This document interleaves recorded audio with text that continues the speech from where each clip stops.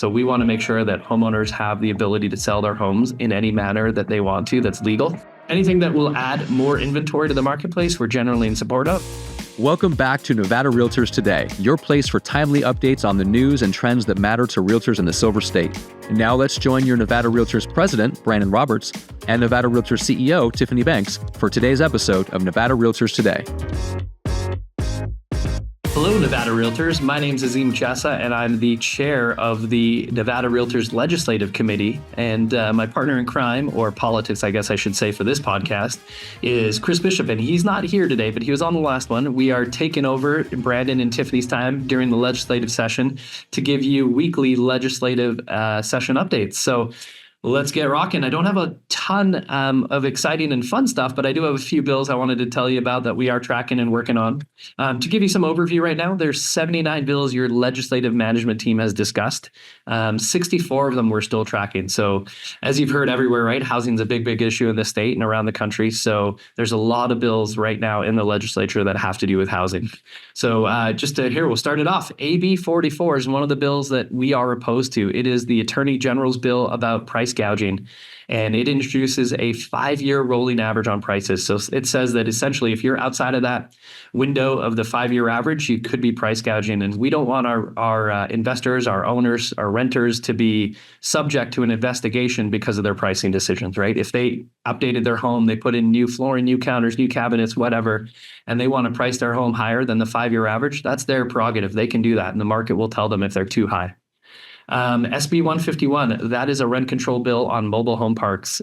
We are against any form of rent control. We don't believe rent control will do anything to lower housing prices, but instead just create a new floor and stop people from being able to move around. And mobility is one of the things that will help lower prices.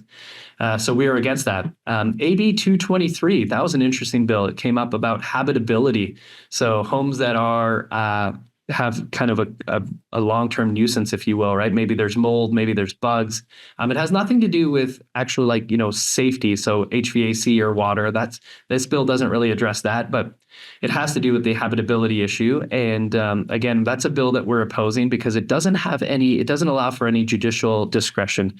So it says if home's not repaired within 14 days regarding habitability, if that issue isn't addressed and resolved, the tenant could sue the landlord for 3 times rent. And what if there's a part or some sort of something on back order, for example, right, that takes more than 2 weeks to arrive? We don't believe the landlord should be responsible for that.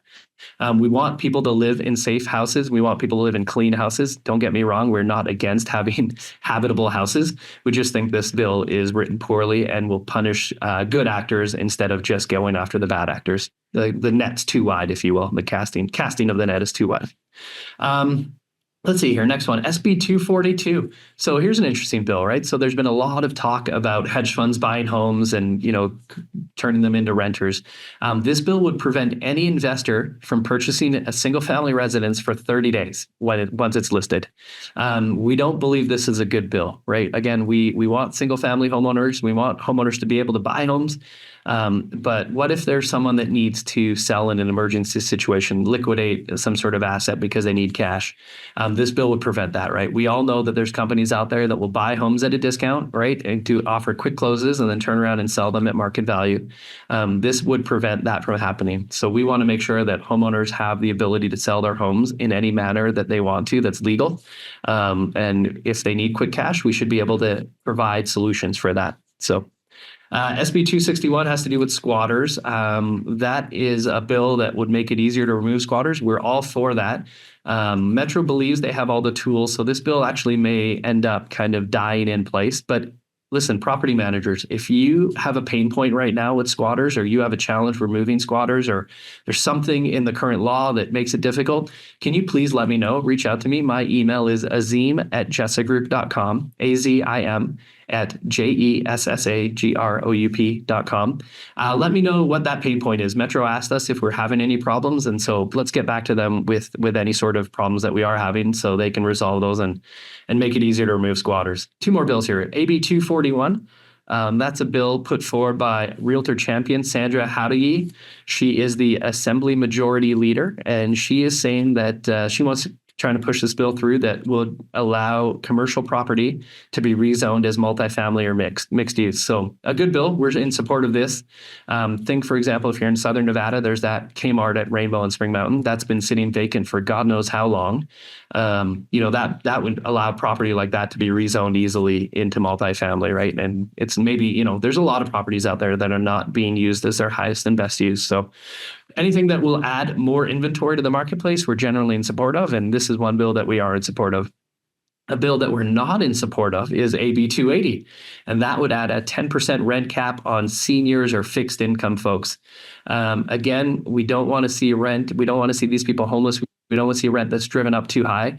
But anytime that there's a break in kind of the open market, we've seen construction and development stop. So we believe that if you added a 10% rent cap on seniors, that any sort of senior housing would stop construction. We saw it during COVID, right? Anytime that hiccup happened, there was a big gap in unemployment or big drop in unemployment, or I'm saying that backwards, big drop in employment, high unemployment, and builders completely stopped building. But what happened in COVID, right? Like the market went bananas in a year or so. So we have this housing shortage that's been exacerbated by COVID currently. And we believe, again, adding a rent control or a 10% rent cap would do the same thing for senior housing. We don't want to see that. So if you have any questions about any current bills, I gave you my email earlier. I'll give it to you again, azim@jessagroup.com, azim@jessagroup.com. Shoot me an email, and I'd love to hear from you. And let us know if there's anything else that we're missing. And we appreciate your time. Thanks, guys. And we'll be back next week with Chris